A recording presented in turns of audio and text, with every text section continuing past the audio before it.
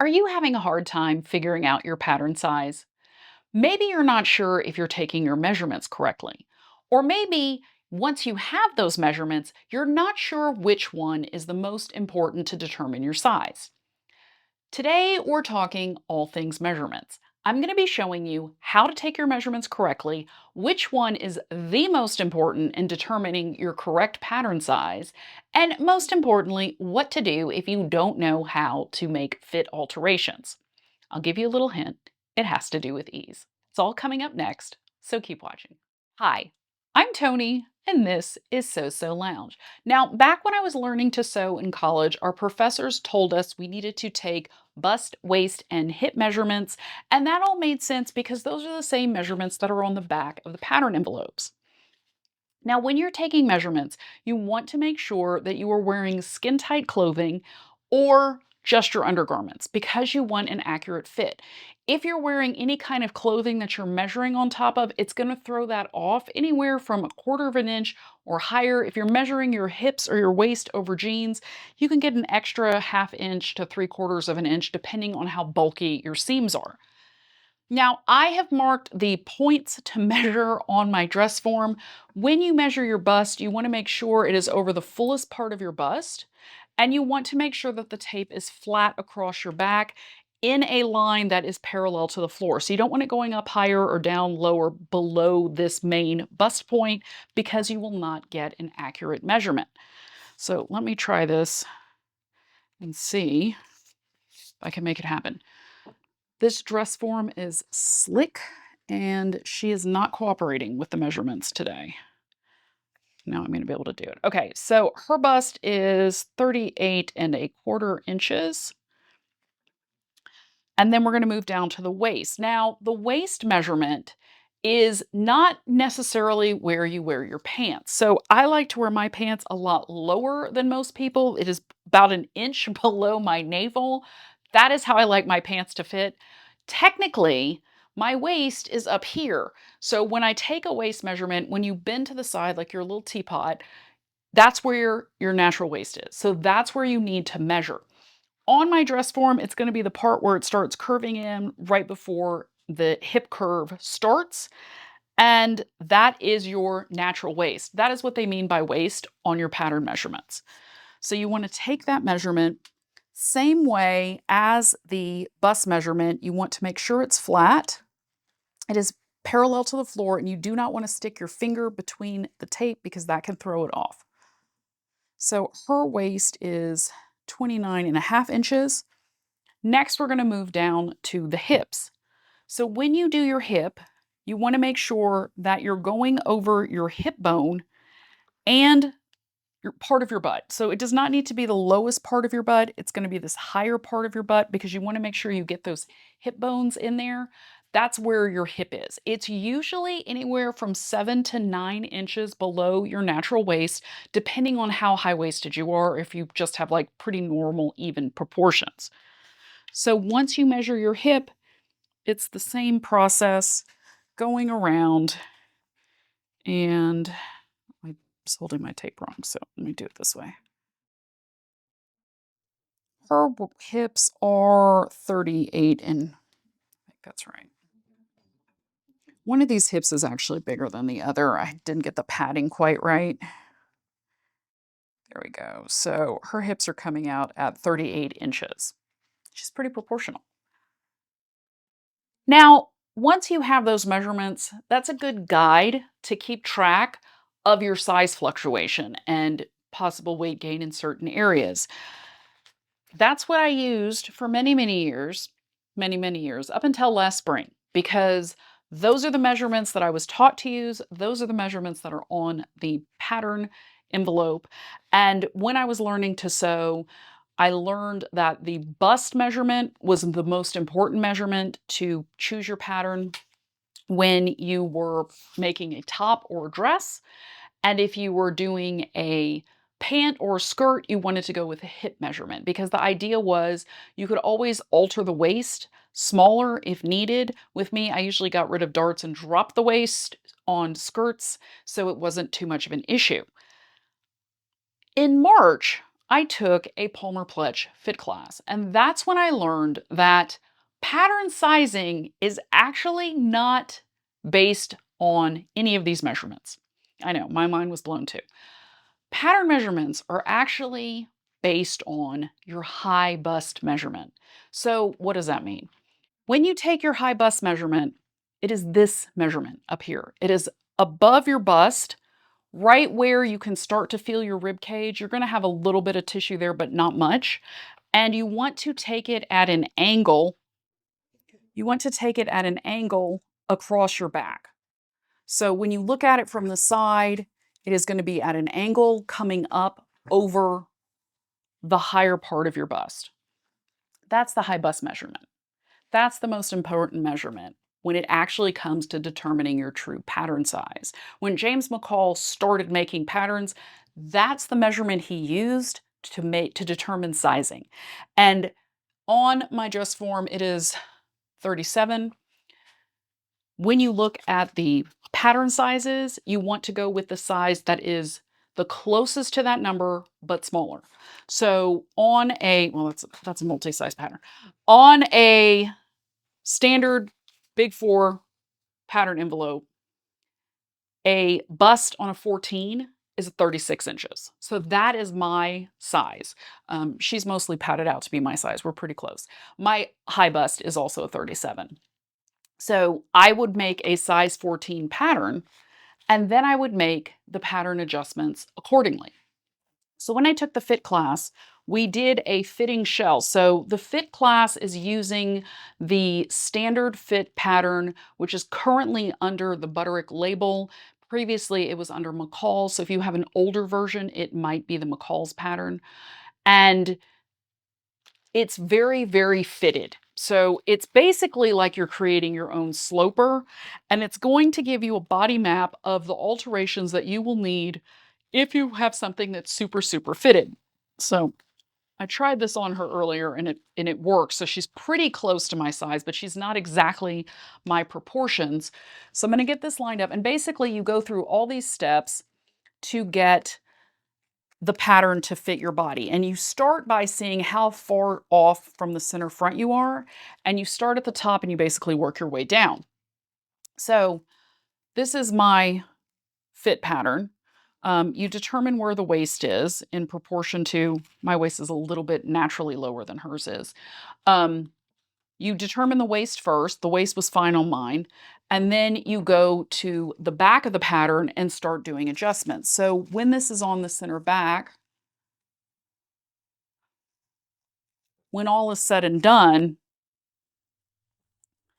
I needed a adjustment in the width across my shoulder blade up here. Okay, so I did that first because you want to do the vertical alterations first before you do the horizontal alterations. Then I did a high round neck adjustment to account for the curvature of my neck and the length of my neck with this pattern. And then we moved to the front of the pattern where I did a bust adjustment to add additional fullness in the bust, which was only a ½ inch. And then I needed to lower the bust because the natural height of the dart on the pattern was higher than my actual bust. And then made that adjustment and then went back to the back, adjusted the shoulder, and added in a sway back adjustment. So this is what a super fitted pattern looks like. For me, I'm lucky. I have very standard proportions. So all of my measurements that I needed to add were a ½ inch, standard across my body. I needed a ½ inch bust. I needed a ½ inch bust lowering. I needed a ½ inch up here in the high round, ½ inch in the shoulder, and then a ½ inch back here in the adding the additional width. So what do you do if you don't know how to do this? If you don't know how to do pattern adjustments? Well, there's good news. And it's not super complicated. And this is pretty much how I determined all my pattern sizing prior to March when I learned this method. It all comes down to ease. What's ease, you ask? Ease is the additional room that the designer adds into the pattern to create the individual design. So with the standard tissue fit pattern, this is an extremely fitted pattern. There is almost no ease in this. There might be a quarter of an inch, enough to just get it on your body, but this would not make a comfortable piece of clothing because it's just too tight. Ease is this extra room. The reason this dress is so awesome and so comfortable is because there's a lot of it in here. It creates a flowy look, and designers can change the amount of ease in the garment to give it a different look. So very structured clothing like tailored suit jackets and pants are going to have a minimal amount of ease, and that's when you really need to consider learning how to alter your patterns so that you can wear those very fitted garments. However, these days, things are a lot more relaxed than they used to be. Most people like more ease in their clothing, and as a result, a lot of the designs you can find today have plenty of ease. Okay, Tony, so what's your point? My point is that if you don't know how to alter patterns, but you do know how to take your measurements and read the amount of ease and make educated decisions, you can find patterns that are going to fit you better without having to make a whole bunch of alterations, because you're just going to be able to sew it up, and maybe you'll need to let in a seam a little bit or take it out a little bit, but for the most part, it's going to look okay. Is it going to be perfect? Probably not. But you know what? Until you learn how to make pattern adjustments, this is a really great solution. And this is the solution that I've used my entire sewing life because I only recently learned how to do alterations to fit me personally. So when you look at any pattern, okay, let me refresh that. All patterns have design ease information on them. Where they show up is where the difference is. Now, this McCall's pattern, which is this dress here, is a size medium, which encompasses two pattern sizes. It is a 12 through and a 14. Now, the bust measurements for the 12-14 are 34 to 36 inches. Now, previously we discussed that I'm a size 14 based on my high bust measurement, which is a 37. So when you look at that, you may be thinking like, oh no, it only goes to a 36. I'm a 37. Naturally, that's not going to fit. That's where ease comes in. So this is one of those garments that has the ease printed on the back, which makes it easy to just check quickly. So a size medium in the bust is 45.5 inches. Now that is a lot of ease. It's a whole lot of ease in here. So I know my actual bust measurement, which is a 38.5, is going to fit fine in that 45.5 inches. And definitely the 37 high bust is going to fit. Now moving down, we have the hip at 44.5 inches, which is still plenty of room. My hip is 39 inches. And so you can see, I think hers was 38.5. We're pretty close. So it's still going to fit. It's still going to be comfortable because of that extra ease. Is it going to be as full as the designer intended on your body? Maybe not. But will it fit you? Probably. So that's what the in-between is. It's going to fit you. Is it going to fit perfect like couture clothing? No, but maybe you're not at that stage yet. And that's totally fine because that's been most of my sewing my entire life. I have only made a couple of patterns that have been altered. One of them was successful, one of them was not so successful because it's not an exact science and I'm still learning. But if you want to keep sewing and you want to have better fit, being able to take your measurements and understanding ease is going to help. This is the Very Easy Vogue pattern that I'm going to be making later this month, and there are no finished garment measurements on the back, which means I need to unfold the tissue and then look for the measurements to see where they're printed on the garment. Now, because of the way this is printed and there's this center front panel, it's a little bit different than most of the patterns, but everything is marked. So I just have to find the individual pieces. So let's start with the top of the pattern. This is the side with the kimono sleeve.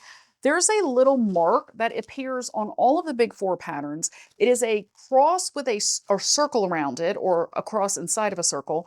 And that is going to be on the bust point, the waist point, and the hip point of where it shows up on the pattern. So that's where you're going to find your finished garment measurements. The size medium of this pattern, which is the one I would be wearing, is going to be 40 inches at the bust.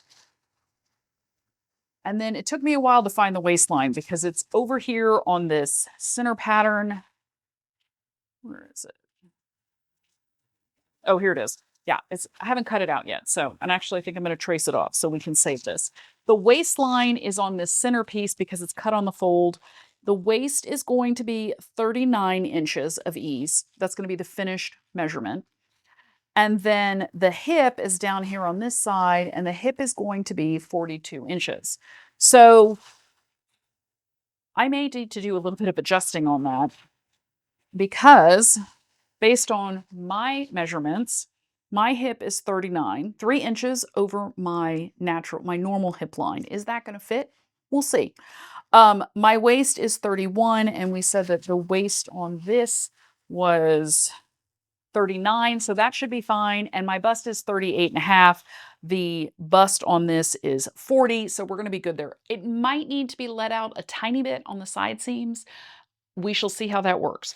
But as long as you double check your pattern and then know your measurements so that you can check the amount of ease for the size that should fit your body frame, you can make a better decision about which pattern to use. Now, the hard and fast rule is you want the one that goes for your body frame, but maybe your measurements right now are a next size up. So until you have the time and the energy to learn the tissue fitting process or any other alteration methods you choose, it's just the one I personally like the best, you can still find patterns that fit and make a garment that's going to look good on you and that's going to be comfortable if it has enough ease in it. So that would be my suggestion to you, is to look at those different components. Now that you know how to take your measurements and where to take your measurements, you are going to be on the road to getting it done right. If you have someone helping you, I would suggest that you use a mirror and make sure that they're lining everything up across the back so you can see it, and making sure that they don't stick their finger in there, because there's nothing more aggravating than somebody who doesn't know how to measure and then you go make the garment and you realize that their measurements were off. That happened to me at Quilt Fest, my kimono jacket. I was very upset. But for some reason, I just assumed somebody taking a class where we're going to make a jacket with measurements could measure. Go figure. Lesson learned. If you've enjoyed this video and you want to learn more about the Palmer Clutch Fit System, you can check out this video right here and go into more detail about my experience in the fit class. I know you're going to love it, and I'll see you over there.